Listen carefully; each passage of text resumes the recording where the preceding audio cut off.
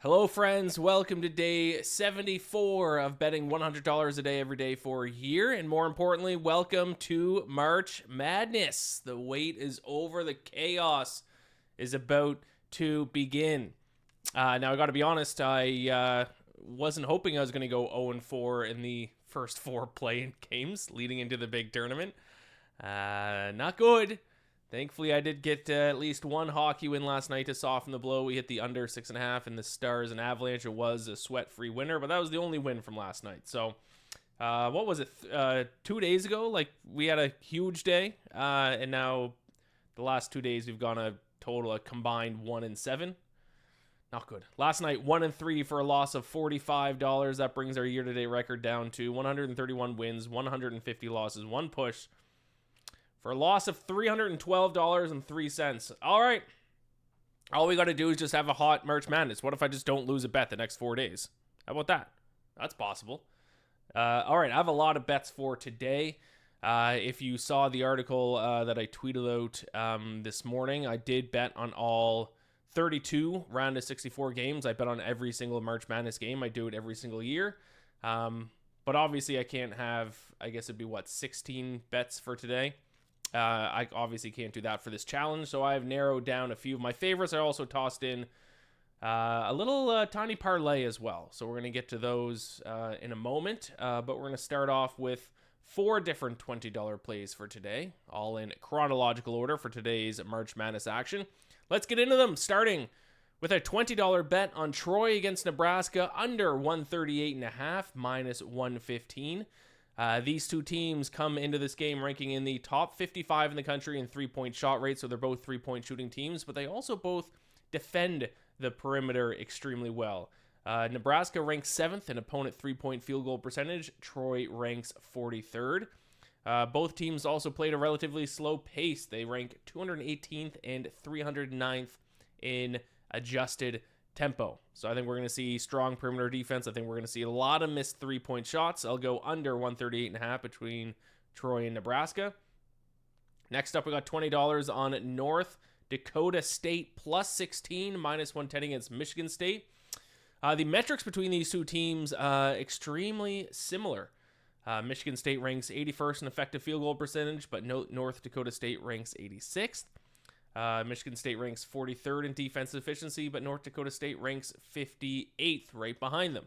Now, of course, those numbers aren't created equal. They don't take into consideration strength of schedule. But it is worth noting. The actual overall numbers for these two teams aren't too far off, but what's maybe even more important is Michigan's biggest strength this season has been grabbing offensive rebounds. North Dakota State has done a good job of grabbing defensive rebounds, so hopefully they can limit Michigan State's extra scoring chance opportunities. North Dakota State 17th in defensive rebounding rate, so I will take the 16 points with North Dakota State against Michigan State. I also have $20 on BYU -2, -110 against Texas. This is actually a game I went back and forth on a little bit earlier in the week. I like Texas coming out of this game. But once I dive into the numbers a little bit closer, I actually like BYU. First of all, this is obviously kind of a 1v1 game between, is it Dalen Swain for Texas and AJ DeBansa? I will back the better of the two players, which is AJ DeBansa. Not only that, Texas has a lot of defensive issues, 232nd defensive efficiency.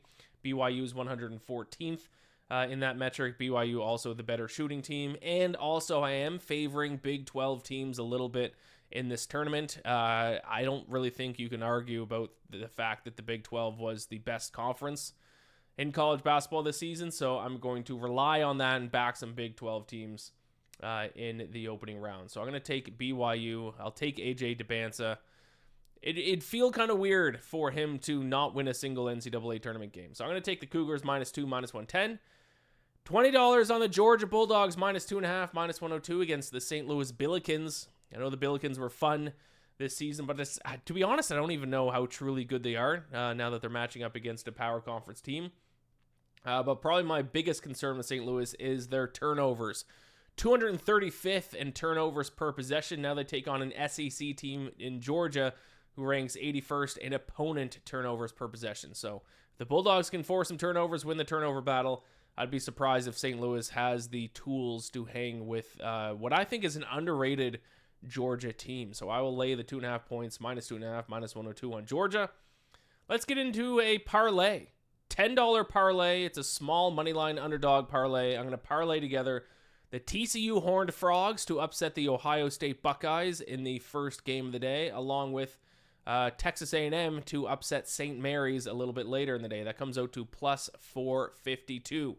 TCU, once again, a Big 12 team. I'm going to lean on Big 12 teams in the opening round. They're also one of the better defensive teams in the NCAA tournament. Ohio State got hot late in the year. Great shooting team, but their defense leaves a lot to be desired. And in the other game, I'm just going to fade St. Mary's because I don't believe in West Coast Conference teams not named Gonzaga. St. Mary's has failed to make the Sweet 16. I think their last 8 appearances, they just never make an impact in the NCAA tournament. And I think Texas A&M is a little bit underrated heading into this tournament as well. Some of their shooting numbers pretty good, not too bad defensively as well. So they're both the 2.5-ish point underdogs. So I'm going to take them both to win outright. TCU, Texas A&M parlay +452.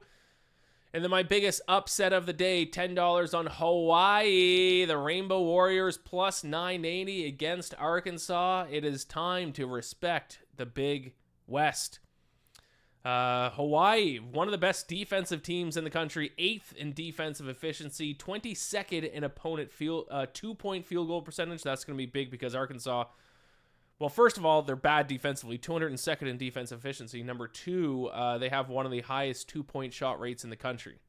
Now, stylistically, this is a fascinating matchup because Hawaii plays a lot of, I believe they call it, man up basketball. I'm no X's and O's guys when it comes to basketball, but if I were to compare it to football, it's kind of like a tight man coverage, which invites its opponents to play iso ball, kind of get one-on-one matchups, which you think would do wonders for Darius Acuff Jr., but also a big part of his game is kind of driving the rim and then dishing it out. He's not going to be able to dish it out. He's just going to have to try to win this game kind of by himself by playing some iso ball. So I think Hawaii, that defensive strategy that they have might throw a little bit of a wrench into Arkansas's game plan. And also, like I said earlier, Arkansas not good defensively. So this is kind of my big upset of the opening round. I will put $10 on Hawaii +980. Wouldn't that be a nice winner? That'll take a chunk out of the losses we've suffered so far. I should just put all $100 on Hawaii +980. Hawaii +980. Listen, you got to bet on one big underdog in the opening round. I'll go with the Rainbow Warriors to upset the Razorbacks today. All right, those are my best of the best bets for day 1 of March Madness. Best of luck to all of your bets. Gamble or bless. Let's have some fun today. It's one of the best days of the year. Good luck. We'll see you back here tomorrow.